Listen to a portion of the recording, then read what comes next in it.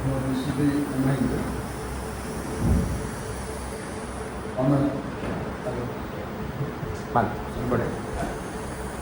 Mahindra ආරම්භ කරනකොට පටන් ගන්න මේ අපේ මාළි විශ්වවිද්‍යාලයේ එතන දෙනායේ අවස්ථාව සාධාරණ වගේ අවශ්‍යයන්ද තමයි අවශ්‍ය නම් මේ වැඩේ නිසා මම ගිහිල්ලා ආරම්භ කරන්න නිසා. ඉතින් මේ මාළි ගැන ප්‍රකල්පයක් කියලා මම දෙන්නම්. මම වඩනත් මාළි මොසේක ලා වෙන දිවෙන්නේ නෑ මම ඉච්චර තමයි. මොකද විවිධාකාරයේ විශ්ව රංගනයන් වල යෙදෙන ළමයින්ගේ අතර මාළි සුවිශේෂ වන්නේ ඇයට අන්ත දෙක පරාසයක් රඟන්න පුළුවන් වෙනවා. ඒ අතවේනා සූර්ය කුෂාලා වගේ ඉස්සරහින් මට වෙන සොල්දාන්නේ කොම්බෝයිතරි ඉදවලක්වා සම්පූර්ණම රංගන පරාසය වෙනස්.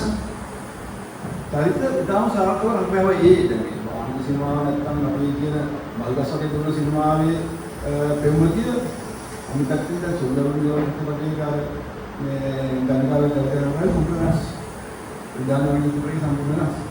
ඉතින් ඒ ස්වර්ණ ගත්තොත් ස්වර්ණකේ තියෙන එක පැත්ත ස්වර්ණ මල්ගස්සගේ අහුවති අයියෝ මන්නවගේ මල්ගස්සගේ වල ගයි කියලා. ඔව් මේ උදාහරණයක් විදිහට ඒ නිසා මාළි සුවිශේෂ ඒ නිසා ඒ වගේම මාළිගේ මලගම විශාල සේවයක් මුන්ගේ මහත්විශ්වවිද්‍යාලය දැම්මා ගණනා කියලා මොකද විද්‍යාත්මකව පස්සේ අපි දැක්ක ඒ සේවය එන්නේ මාළිගේ මොකද ආයෙත් පාට ප්‍රයෝජන නැහැ කියලා මම හිතනවා නන්දාමාලි වගේ යම් ප්‍රචාරයක් කරන නිසා නවලියන් අතර මම හිතන්නේ විකසිත වෙනකොට මේ වගේ සේවයක් කියලා ඒක උදාහරණ දෙන්න ඇවිල්ලා පොරිදෙල්ලන් පස්සේ බැලලා නේද කාර්යපා සුදුසුකම් යනවා මට මේ අදහස් දුන්නේ මොකද්ද වෙන්නේ වැරද්ද වැඩි එනවා ඒක තමයි යන්නේ ටීවී වල දැක්කම ඉතින් ඒක කිසියම් වාසනාවන්යක් සහ මානසික මරණය මම විශ්ව කෙරුවේ අරිම වෙලාවක තමයි අපි ගාලා ගියේ කියලා මොකද මේ තව ටිකක් හිතියනම් අත්දැකීම් මම අවසතුරු ඉන්නේ තමයි නමුත් අවත් දුෂ්කර විදිහට මොකද අවසානයේ රෝහල වෙලා ඉන්නවා කියලා අපි දන්නවා ජැක්සන් බිල්ලා කියන එකෙත් කතාව අර ඉන්දෝනීය විශ්වවිද්‍යාලවල ඉඳි ගියාම මේ සමාජය හැදෙන වෙන කවුද මේ මොහොතේ මම හිතන්නේ දැන් සතිය දෙකකට කලින් මොකද හිතෙන්නේ අර අවසාන උත්සවයක් තිබ්බත් ඒක ප්‍රමාණයෙන් තමයි නමුත් ඒ උන්සීගා ප්‍රාණ හිටියා ඒ නිසා ඒක සුබදායි මතක වුණා නැතිනේ ඉතින් අපි එමු දැන් මේ වාලන්තියට අතරම වාලන්තිම හතර බලන්න චිත්‍රපටයක් එක වතාවක් වඩා බලන්න හිතෙන්නේ නැහැ මම නම් ජීවිතවල 20 කියලා කියමුනම් එහෙම වුණා මම එකවරකට වඩා බලන්නේ සුවිශේෂ චිත්‍රපට විතරයි ඒ කියන්නේ මට දැනෙන වෙනස් චිත්‍රපට විතරයි එතකොට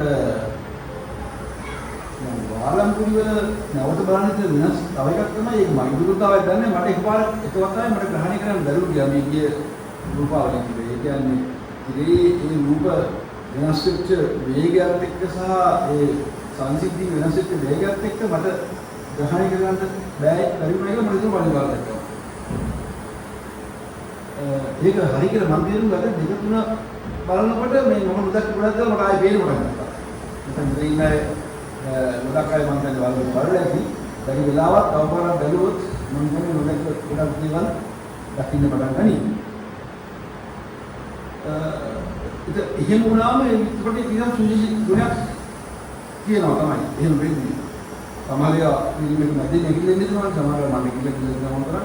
ඊටෝලේ ඉතර මාර්ගනවල මම බලන් ඉන්නකොට සමහරවිට ලයිෆ් බලන හිතෝ ඉන්න ඉඳාගෙන ඒ වගේ විවිධ විදිහට මේක බලන්න.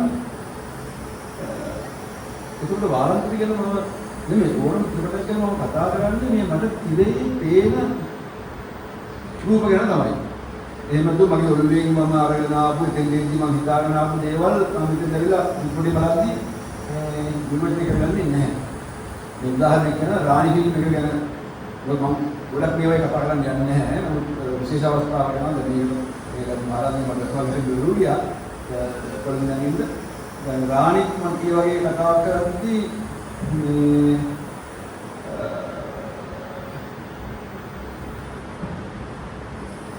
මම කිව්ව දෙයක් තමයි චිත්‍රපටයේ රාණි ඒ වගේ දෙන්නේ. දැන් රාණිගේ ආව ඒ ප්‍රශ්නයක් මේක මේ ජීවිත කතාවක් කියලා. විකට් සෝසාගේ හරි මනෝහරගේ හරි ජීවිත කතාව මම දැක්කසේ ප්‍රතික්ෂේප කරනවා. මොකද ඒක ජීවිත කතාවක් නෙමෙයි. මම ඉන්නේ අධ්‍යක්ෂකයාගේ ප්‍රතිමානීය කරන කිසියම් මේකට කියන්න චරිතවල ඔහුගේ ඇහි මොහොත දකින්න ආකාරය. ජීවිත කතාවක් නම් සියලු සත්‍ය වෙන්නේ. ඔක ඉක්මනට සියලු සත්‍ය වෙන්නේ. ඒක අපි කියන්නේ. ඉතින් ඒ නිසා චිත්‍රපටයක් බලනකොට විවිධ මට්ටම් වලින් තමයි ඊට දාන්න වෙන්නේ. ඔය රාණිවේද මම කියුවා තමයි මම රාණි ගැන කතා කරන්නේ. රාණිගෙන් මට හඳගව පෙන්නපු චිත්‍රපටය නිසා අපි දාන්න රිජෙක්ට් සෝයිස කොහොමද ජීවත් වෙන්නේ අපිට මනෝරාජන් කොහොමද ජීවත් වෙන්නේ කියන එක මම ඒක කතා කරන්නේ නැහැ. මේ චිත්‍රපටේ උනත් බලනකොට අධ්‍යක්ෂකයා ලක්මාල් පෙන්නන රූප දැන් මම මෙහෙම ගන්නවා. මේ චිත්‍රපටේ පටන් ගන්නේ කොහොමද? අපි දැන් දීලා දෙන්නේ අපි දිග දේශනයක් කරන්න මොන කෙටි එකක් කතා කරලා දිනකට අපි සමාජශීලී වෙනවා හොඳ කියලා මම දන්නවා. මම මේක ඒවල් කියන්නේ නැහැ. මම ගොඩේ පොඩ්ඩක් සතරම් ගන්නවා ඒ බලන්න කාරණේ විශ්වය කියලා. තුම කටක් පළවෙනි රූප රාමුවේ අපි දකිනවා එකපාරට තත්ත්වේ පොඩ්ඩක් කියන ලැබුණ වාගත්තු දෙමළ වගේ කළු මුද්දලේ කරන් වැටෙනවා දුන්න. රූප රාමුවට මේ බල දෙනවා. අපි දන්නේ කවුද මොනවද මම දැන් දෙමළ කතා හරි මොනවද කිව්වේ පස්සේ දන්නේවත් එක්කනේ. නමුත් කිසියම් ජීවියෙක් කරන් වැටෙනවා. වැටලා ඌ මැරෙනවා හරි මැරෙන්න ආසන්න හරි වගේ රූපයක් තමයි පෙන්වන්නේ. පටන් ගන්න ඉතින්. ඒක කිසියම් ආකාරයක විගස්මක් ඇති කරනවා අපේ හිතේ. මේ අපේ මනසේ දැන් මේක මරණයක්. උස්සලා අපෑලියද ඇක්සිඩන්ට් දෙකකින් වැටුණා. අපි මොනවද දන්නේ නැහැ. එක්සෙනික අපේ හිතේ තපර කීපයකට පොඩි කුතුහලයක් එනකොටම ඊළඟ වාද කරනවා. මේ රටේ හිටපු රාජ්‍ය නායකයෝ ගණනාව කරපු දේශපාලන කතාව අර ඔරිජිනල් කොපි ටිකක් අරගෙන මෙයා මේ ෆිල්ම් එකේ දෙන්නවා. මම නමසි තේරු කියන්නේ බෑ මට නම් හරියටම දැනෙනවා ඔතන ඉන්නවා ජේ.ආර්. ප්‍රභාකරයි සිල්වා. ඔය වෙලාවේ කට්ටිය කතා කරනවා. දැන් අපි බලන්න ඇයි මේ ළඟිය පෙන්නන්නේ ඇයි කියන්නේ. දැන් කඩේ නිකන් වගේ ගන්නලා මේ පිස්සුවක් නෑනේ මේ දෙන්න. ඒකෝ මේ කතාවල කතා කරන්නේ මේ සමාජ සුභසිද්ධිය නැත්නම් සමාජයේ මේ සමාජය පිළිබඳව විවිධ දේශපාලකීන්ගේ නිකන් මත තමයි මේ රූප වල කියවන්නේ. මේ එකම මේ දේශපාලන චරිත පෙන්වනවා අපිට පොඩි කොමඩි ගතියක් වගේ. ඒ කියන්නේ දැන් අර හොඳට මතකයි දැන් චන්ද්‍රිකා නිකන් සාකච්ඡා කිනාවක් දානවා වගේ. ඊළඟට තව එක්කෙනෙක් කොල්ලේව කරනවා. දැන් ඒව හරහා මම තේරුම් ගන්නේ දැන් මේ ගහ පරිලා තමයි ගහලා තියෙන්නේ කියන්නේ. දැන් මේ දේශපාලකයන් දෙන්නේ මේ රටේ අරගෙන මේ කතා කරන්නේ ඒගොල්ලෝ විසින්ම ඒක නිෂේධ කරලා දාන එක තමයි ඒක පොලිස් වෙන්නේ. ඒකම අපිට ඇහෙනවා පොඩි මරලා තුන් හදක් වගේ ඇහෙනවා කවුරු කෑ ගන්නවා වගේ ඇහෙනවා. ඊළඟ ප්‍රෝග්‍රෑම් එකේ තියෙනවා දිල්ලානීක නායක පුරුෂෙක් උත්තර දෙන්නේ ඉන්නකොට ඊට පස්සේ උඩ කවුද අපි දන්නේ පොලිස් කාර්යය කියලා පස්සේ නේද මම තොපි ඔක්කොම මාරනවා කියලා එතන මාරාන්තික වැඩක් යනවා. දැන් මම කියන්නේ ආවේ ඉඳලා මම පොඩි පොඩ්ඩක් කතා දෙන්නේ මම පොඩ්ඩක් කිව්වේ මුල් ප්‍රෝග්‍රෑම් එකේ කියන්න කියලා ඉතින් අර උත්තරේ වැටෙනවා ඊළඟ දේශපාලන කතා කරනවා ඊළඟට කිසියම් ආකාරයක පොඩි මොකක් හරි කබ ගන්න මේ ස්ථානයක් වෙනවා ඊට පස්සේ කෙලින්ම ඒක කැපෙන්නේ අර ගහුටා නාට්‍ය ඒක අපිට කොමඩියක් කරලා කොමඩියක් කරලා කියන්නේ එතනට පුත්කුමරා එන්නේ කියනවා පුත්කුමරා නෑ ඒක නිසුනානවා ඒ වගේ ඒ කියන්නේ මේ විදිහට වෙනස්කම් වලින් තමයි මුල් රූපරාම ටික අපිට පෙළ ගස්සලා තමයි මේ ජහුට කණ්ඩායම ගිහිල්ලා නිදානයක් හාරලා නිදාන හාරන කියන කතාව විනම් අපිව ලොකු චාරිකාවක් අරන් යනවා. මේ චාරිකාව නැද්දේ තමයි අර සිප්පි කටුව මොන්නේ. දැන් මේ බුද්ධලයන්ගේ අර්ථයෙන් මේක සිප්පි කටුව. මුදු දෙල්ලේ කිසි වටිනාකමක් නැති එකක්. නමුත් මේ සිප්පි කටුව කියන එක වාරම්පුරයක් කියලා අර්ථකථනය වුණාම මේකට විශාල වටිනාකමක්. උදාහරණයක් වටිනවා. මේ උදාහරණයක් වටිනාකම මේ ජහුට කණ්ඩායමට තේරෙන්නේ නැහැ. මොකද මේක තේරුම් ගන්න විදිහක් ඉන්නවා. ඒගොල්ලෝ තමයි දේශපාලකයෝ නැත්නම් ව්‍යාපාරිකයෝ නැත්නම් රාජ්‍ය නිලධාරියෝ පොලිස් කාර්යය ඒගොල්ලෝ දන්නවා මේකට මිලක් කියනවා නේද? එතකොට තමයි මේ වාලන්තුරිය කිසියම් ආකාරයක මේගොල්ලෝගේ ජීවිත ඉන්නම කීර්ති කරන බඩුවක් වගේ. බඩුව කියන්නේ ඒ වගේ මගේ නෙමෙයි ඉංග්‍රීසියෙන් කියනවා මේකට බඩුව කියලා කියන්නේ. එතකොට ඒක කිසියම් ආකාරයක බඩුව කියන්නේ භාණ්ඩයක්. දැන් වෙලෙල වටිනාකමක් තියෙන භාණ්ඩයක් වඩවත් වෙලා තියෙන්නේ. දැන් මේක පස්සේ තමයි මේගොල්ලෝ මාරාන්තිකව දුවන්නේ. ඒ දක්වා මේගොල්ලෝ මේ නාට්‍ය දෙන්නගෙන ඒ ASCII වලින් ඉඳන් ආරගෙන නැත්නම් තමන්ගේ ජීවිතේ පොඩි පොඩි දේවල් දැන් සිද්ධිගත්තු අර සිතාලේ දෙවි බලන්න කාවරි පුරා දෙන මොන්තරක්. ඊළඟට සරක් පුරාලේ දැවි මනම නෑ දැන් යා ඒ පිළිමයක් පුරු වෙන සුදාන්ට මොනවද දුන්න පියා පුරා ගන්න. ඒ වගේ බාබර් තරුණකෝ මේ වගේ ජීවත් වෙන අන්දායම අතරට තමයි මේ අද්භූත බරුව හම්. එතෙන් පටන් ඔවුන්ගේ ජීවිත මෙහෙ වෙන්නේ මෙය මුදල් කරලා ඒකට වටිනාකමක් ලබා ගැනීම සඳහා හැබැයි ඒක මෙහෙවන්නේ මම අර කලින් කිව්වා වූ ව්‍යාපාරික දේශපාලකින් සහ රාජ්‍ය නිලධාරියකින් එක්ක. එතකොට දැන් පොලිස් නිලධාරියගේ භූමිකාව මොකද? පොලිස් නිලධාරියගේ කඩාපයින් දැන් පොලිස් නිලධාරිය මම කියදුනේ නිකම් පොලිස් නිලධාරියෙකුගේ රාජ්‍ය යාන්ත්‍රණයේ ඉන්න තවත් එක් නිලධාරියෙක්. දැන් මේ මිනිස්සු ජීවත් වෙන්නේ දැන් මේක මොකක් හරි පොඩි ගේමක්. ඒ ගේම තමයි මේ සෙට් වෙන්නේ. දැන් දැනගත්තම වටිනා බඩුවක් කියනකොට ඒක පස්සේ පන්නනවා. හැබැයි ඒ පොලිස් කාර්යයකට වුණා ගලන්නේ පොලිස් කාර්යයකට කියනවා. මේ මට ප්‍රොමෝෂන් එකක් කරන් මාසෙකට 5000 දව වුණායි කියන්නේ. ඒතකොට 6,10,000 වෙනවට වඩා මේ වළංගු විද්‍රෝහය මට ලක්ෂ ගණන් හොයන්න ඕනේ. දැන් ඒක තමයි ඉන්න මානසිකත්වය. දැන් ඔබ තමයි මේ සමාජයේ තියෙන මානසිකත්වය. මේ සමාජයේ තියෙන දැන් රෙගුලර් ආකාරයට කියවනේ කටේ නිලධාරියන් හුරු කියලා කියන්නේ රාජ්‍ය නිලධාරියන් හුරු කියලා කියවනේ.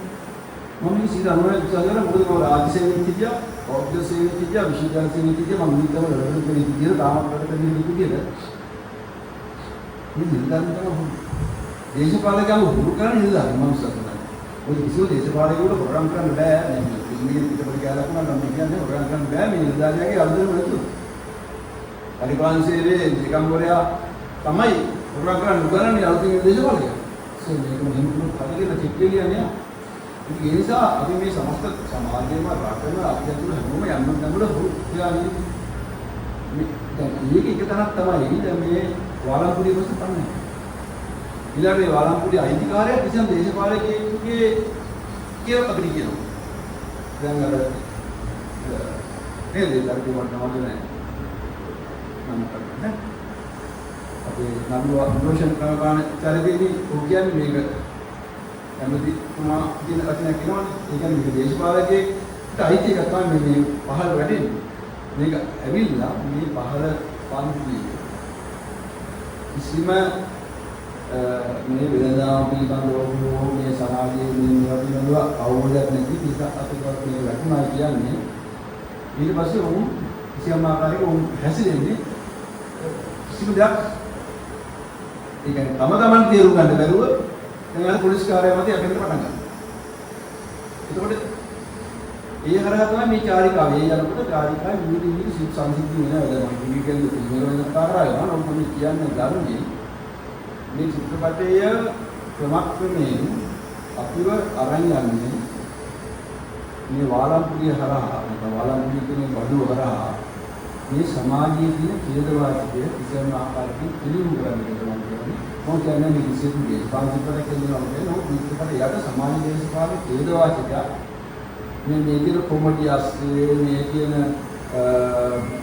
අර දුක් දෝමනස් අස්සේ හැමදේ අස්සේ යටි තලින් නිල අපේ පිටකවන අතමල කියනවා.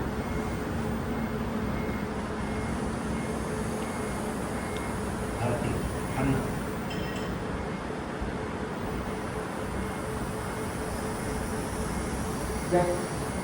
ඒක කියමින් මම කැමති චිත්‍රපටයේ අවසානයේ තැනට ආයෙ ගන්න කොලාපයින්ද අද දැන් මුලින්ම ඊවරින් ඊවර පොඩ්ඩක් කියාගෙන ආවනේ දැන් මේව රූපයක් තිබුණා මේව රූපයක් තිබුණා මේව රූපයක් තිබුණා මේව රූපයක් අසසම්බන්ධයක් ආවනේ කියලා ඒක දුරනේ. අවසාන නාමාවලියේදී අපිට පෙන්නනවා තැන් තැන්වල වාලම්පුරු තියෙනවා. ඒක ගොවිබිමේ හරි වැඩබිමේ හරි සමාජයේ ක්‍රියාකාරකම් සිද්ධ වෙන තැන්වල හරි අපි නිරීක්ෂණය කරලා කරන්න කියලා මම හිතනවා. වාලම්පුරයක් තියෙනවා. ඒක පෙන්නන්නේ. දැන් මේ මම කියන්නේ අධ්‍යක්ෂකයෙක් මොනවද පෙන්නන්නේ හිතුවක් ඇතුළු නිදානට විශ්වකාර කරන අධ්‍යක්ෂකයෙක් නෙමෙයි. දැන් මම කිව්වේ උනායි කියන්නේ පටන් ගත්තේ දේශපාලනික ටිකක් පෙන්නලා අපි කතා පෙන්නන මරණ අවසානයේ දෙන්නකොට උන්නේ වාලම්පුරේ කියලා සමාජයේ දැන් තියෙනවා.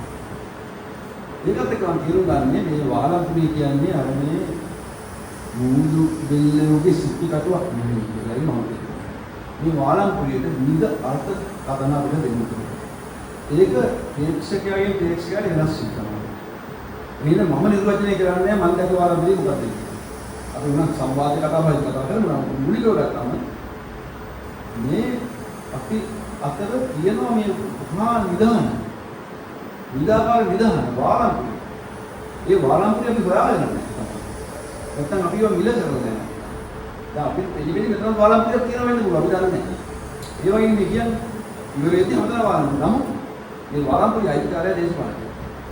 ඒක මේ මිනිස්සු දන්නවා මේ වාලම්පුරේ තියෙන තැන. මේ වගේ විවිධ විවිධ පැතිවලට අපි හිතන්න කොළඹවන පොඩි දේශපාලන ගණන්වල මිනිස්සු වැඩි තියෙනවා. එතකොට මේක නිකන් බුදෙක් අර අපි ඉතමඩ ශානෝඩ් වින්ගන් ත්‍රිලර් කියයි කොමෙඩි කියයි නැත්නම් කැමෙඩි ඩ්‍රාමා කියන නම් මම කියන්නේ හැමදේම සමකාලීනයක් තමයි මේ චිත්‍රපටයේ තියෙන්නේ මේකේ ඒ හැමදේම තියෙනවා පොඩි ඒක අච්චාරක් කියන දිවාචන බෑ අපිට පොඩි විශ්වයක් සරද කොයි හැමදේම තියෙනවා ඒ හින්දා තමයි අපේ පැයකම ආල අපිව එක එල්ලේ දිවේ බලන් ඉන්න නවත්තන්නේ මම හිතන්නේ කිසිම කෙනෙක් මගදී නිකන් මේක වෙලාව බලලා අයියෝ තවත් කරනවා කියලා හිතුවා කියලා මම නම් හිතුවේ මම බලපු අවස්ථාවකත් මට මේ ෆිල්ම් එකේ දිවිවැඩි කියලා හිතන එකක් වුණේ නැහැ. දැන් මම හිතුවා අදුනවා වගේ දැන් අදලකොට පොඩි පෙඩ්ඩක් තියෙනවා චිත්‍රපටයක් අදනකොට පැය විනාඩි ඉස්සරයි පැය එකමාරයි ඊට වැඩි මුත් ෆිල්ම් බලන්නේ නම් බෝරින් වෙනවා. ඔය හදාගෙන දැන් ඉන්නේ චිත්‍රපටේ ආපු දැල්ලක් තියෙන්නේ. ඒ ඇස්සේ මේ ලක්මාල් බයන්ත පැය දෙකමාරට බෙදලා දානවා. එතකොට හැබැයි ඒක හරියට වැඩ කරනවා. ඒකට බෝරින් වෙලා කවුරුත් නැගිටලා යන්නේ නැහැ. ඒ ගහණය අල්ල ගැනීම ලොකු දෙයක්. ඒ ගහණය අල්ල ගන්න මම කියන්නේ ඉතිපතේ සමාස්ත වශයෙන් ගත්තා. මේකට දායක වෙච්ච හැම අංශකින්ම මේ ලැබිලා තියෙන ශක්තිය තමයි මේ හේතුව. දැන් සංගීතය ගත්තොත් මම දන්නේ සංගීතය වෙනම කතා කරනවා මේක.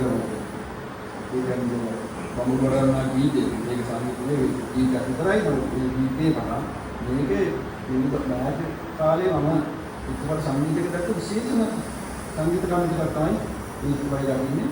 ඒක දිහා බඩින් නැස්සනවට වඩා මේ ඉක්මනට තවත් ෆික්ස් කරන්න නැත්නම් ඒක කියන වටිනාකම වැඩි කරන්න තමයි මේක තමයි කරන්නේ. ඊයක්කන දැන් මේ ඉක්මනට සංගීත ශිල්පීන් වෙනම මම මෙලේ හදා ගන්න නෑ. නමුත් ඔබේ ගත්තම දැන් ශිල්පී චරිතය දැන් සිතුමා නැත්නම් පුලිස්කාරයාගේ චරිතය. දැන් මේවා හරින මම දන්නේ අමාරු චරිත නෝ ඒ වුණ තාම මොනින් අපිට ඒක සමීප කරගන්න ඕනේ. දැන් දැන් ලක්ෂයේ මේ හැම දෙයක්ම තමයි ඉක්මනට වටනන ඔළුවේ හේතු වෙන්නේ. සාම මම ආන්දරගෙන නැත්නම් කැමරා කරන්නේ තමයි ඔක්කොම. ඉතින් කතා කරන පුළුවන් සෑහෙනවක් ඒ දුරම සමාජ උදාහරණ වශයෙන් වෙන්නේ. එන්න මෙහෙම තමයි කියන්නේ. ඒක සමහර ෂොට්ස් වල දකිනවා සමහර ඉක්මනටවල ආවාස මන්දිර ආවාසයේ කියනවා කියන්නේ බුද්ධ රැකගෙනනවා. කොපි කිරීමට විරුද්ධ වුණා නේ කිසියම් අපිට ලැබු විදේශෝ දේශීය විකල්පයක කිසියම් ප්‍රෝග්‍රෑම් වල අතිලක්ෂණ තියෙනවා. මොකද ලෝකයේ කිසිම දෙයක් අලුත නිර්මාණය වෙන්නේ නැහැ. සියලු නිර්මාණ වෙලා තියෙන්නේ. ඒව නැවත ප්‍රතිනිර්මාණය වීම තමයි දැන් සිදු වෙන්නේ. ඒ නිසා දැන් අර වැල්ලේ යන වාහන කිරිල්ල පරිච්ඡේද අවශ්‍ය නැහැ. ඒවා කියලා අපි තව ටිකක් මහත් කරනවා. ඒකට මොකද ගැළපෙන විදිහට ඒවා අමට්ටුව කියනවල තමයි හොඳිය. ඒ නිසා මේ පිටපතේ